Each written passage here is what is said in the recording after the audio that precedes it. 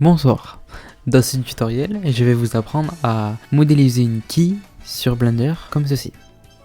J'espère que ce tutoriel va vous aider et dans ce tutoriel, nous allons apprendre à utiliser le Shader Editor et utiliser le modifier Screw. On y reviendra plus tard. Donc tout d'abord, pour commencer, vous pouvez supprimer le cube et la lumière. Vous allez ajouter un modèle de référence.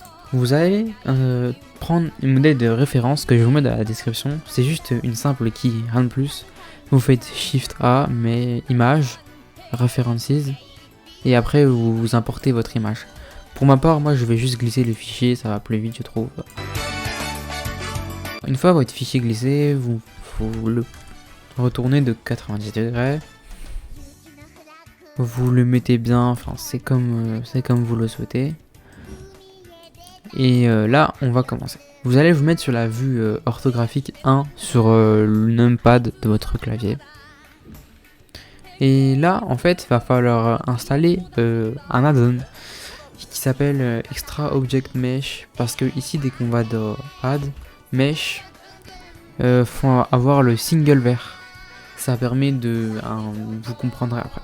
Donc vous allez dans Edit, Preferences. Ensuite là vous voyez pas, mais dans la barre vous cherchez Extra et vous activez l'add-on Add Mesh Extra Object. Une fois ceci fait, vous allez dans Mesh, Single Vert, Add le Single Vert. Là vous allez glisser le petit point qu'on a au milieu. Vous allez le faire glisser en bas au milieu pour que l'objet soit coupé en deux. Ensuite, avec la touche E de votre clavier, vous allez pouvoir extruder cette partie, faire d'autres parties. Donc là, vous allez extruder et tourner en fonction du modèle de la quille. Donc là, vous faites ça jusqu'à ce que vous arrivez tout en haut, au milieu.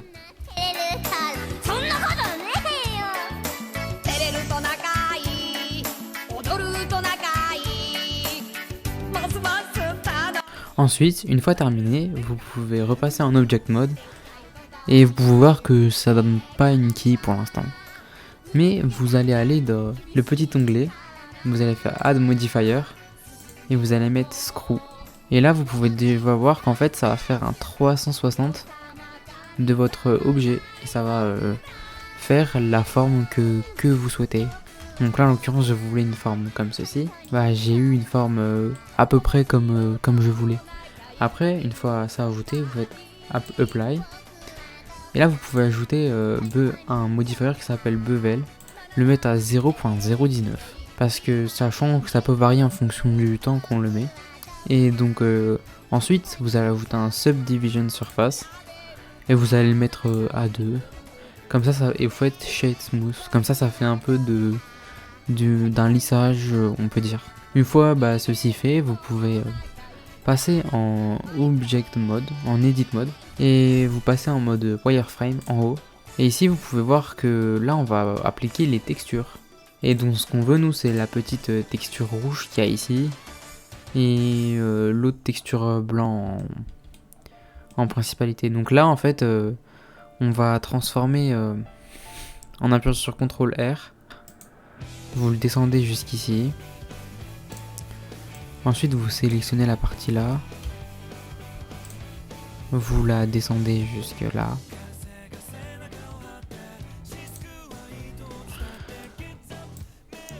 Ensuite, vous faites pareil avec ça. Comme ça fait à peu près les mêmes textures de base. Et ici, il y a toutes les faces. Ce que vous avez sélectionné. Tout est ici et ici. Donc vous allez dans le petit onglet matériel et vous allez faire New et vous allez l'appeler rouge. Et vous allez faire Assign. Ensuite, toutes les autres textures, ça va être du blanc. Donc du coup, ce qu'on va faire nous, on va aller faire CTRL I, comme ça sélectionne le reste. Et là, on va faire plus, New, et on va l'appeler blanc. Et là, on va faire Assign. Donc là, maintenant, nos couleurs sont déjà préfaites. On n'a plus qu'à aller modifier ça dans le Shader Editor. Donc pour faire ceci, c'est simple. Vous pouvez soit directement aller dans Shading ici, ou soit vous pouvez aller ici, lever un peu ça et mettre ici Shader Editor.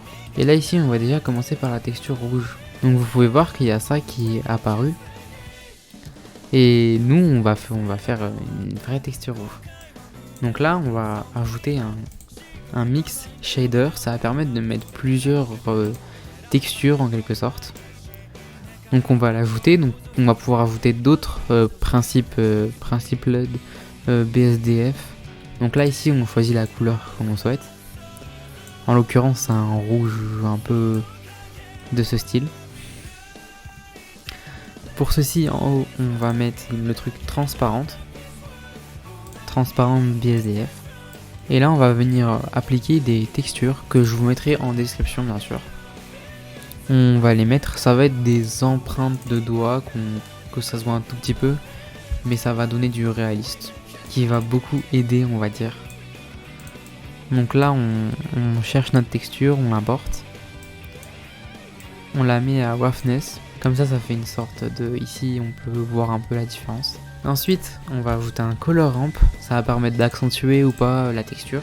Et ici, on va ajouter un add-on qui s'appelle Node Wrangler. Vous allez dans Edit, Preferences, et vous cherchez Node, et vous trouvez Node WRANGLER. Donc vous faites CTRL-T. Vous mettez Object to Vector. Et ici, sur l'image Fingerprint, vous mettez Box. Et là, vous pouvez cliquer sur le color ramp en appuyant sur CTRL SHIFT et en appuyant sur la molette, et on peut déjà voir ce que ça donne en noir. Donc ici, vous voyez, il y a une petite délimitation. Donc pour enlever cette délimitation, on va appuyer sur Blend ici, comme ça va faire une sorte de dégradé et on va pas la voir. Ensuite, si vous voyez ici, il y a le color ramp. Plus on la baisse et plus le noir il va disparaître et le blanc un peu. Et ici, plus on va ajouter le côté blanc, plus la couleur elle va devenir encore plus blanche et ça va faire un peu ressortir. Donc là vous pouvez voir que ça donne ça. Donc là on reclique sur Mix Shader en faisant CTRL SHIFT clic molette et ça va se voir un tout petit peu, mais on peut le voir ici, il y a des empreintes. C'est vraiment des tout petits légers détails qui se font à l'œil nu mais qui font que ça devient réaliste. Ensuite on va ajouter une surface imperfection. C'est un tout petit truc simple. On vient l'ajouter ici, on relie color à color, on refait exactement le même principe. On met un color ramp, on appuie sur CTRL SHIFT, on appuie sur CTRL T, on relie Object to Vector, on change Flat to Box et on met Blend.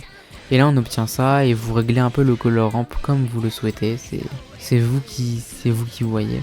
Et ensuite ici on peut voir qu'il y a des petits traits comme ça, des petites traces. Ce qui fait que ça rend réaliste, si on peut dire ça. Donc là on a fini la texture du rouge. Si vous voulez plus la changer, vous pouvez mettre métallique ici. Ou... c'est comme vous souhaitez. Moi je vous conseille de mettre métallique à 0.5. Ensuite, après la texture du rouge, on va s'occuper du blanc. Donc là, ça va être aussi simple, pareil. On va ajouter un mix shader, ça va permettre de mettre plusieurs shaders comme je vous l'ai expliqué. Et là on va ajouter aussi les empreintes de doigts comme on l'avait dit, les fingerprint roughness. On va les relier de la même manière. On ajoute un color ramp, on fait CTRL T, ça va toujours être souvent le même principe, mais ça va permettre d'aider. Là ça donne ça, on fait box, là on fait blend. Là, tout dépend de l'intensité que vous voulez, vous réglez comme vous souhaitez. Ensuite, là, on obtient ça. Donc, on voit très peu ce que ça rend, mais ça rend bien quand même. Mais ça se voit très très peu. Ensuite, on va ajouter un transparente, toujours transparente BSDF. Je sais pas comment ça se prononce. Là, on va ajouter une autre texture qui s'appelle grunge. Hop, on relie color à color, color ramp. CTRL T, Object to Object. Là on fait toujours le même principe, Box, Blend. Sauf que là en fait ce qui va être différent, c'est que ici on va mettre un truc qui s'appelle Invert. Ça va permettre de faire ressortir le blanc et mettre un peu de taches comme ça. Et vous pouvez l'enlever, le diminuer. Etc. Et là on va ajouter un value si je me trompe pas. Non, on peut pas. Là vous pouvez changer l'intensité comme vous le souhaitez. Donc là on obtient ça.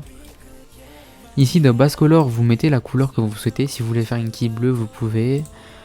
Mais je vous conseille de laisser en blanc avec pas non plus trop blanc, mais un peu grisé, usé.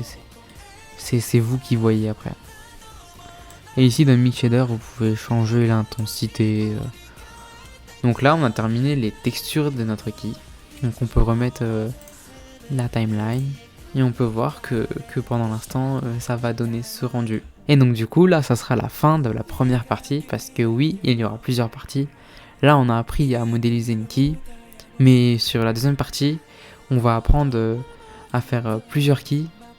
Et à les mettre dans un emplacement de bowling. Donc voilà, j'espère que cette vidéo vous aura plu. Moi, je vous dis à la prochaine pour un prochain tutoriel. Et je vous dis bye bye.